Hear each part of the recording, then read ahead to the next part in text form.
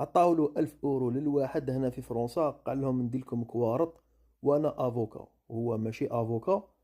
لازم تعرفوا باللي انتحال شخصية تاع افوكا معاقب عليها في القانون هنا في فرنسا، ويقدر يدي عليها عام حبس و15 ألف غرامة. دونك هادوما ناس عندهم كوارط، مشاكل مع لا بريفكتور، عندهم مشاكل تانيك مع الشرطة.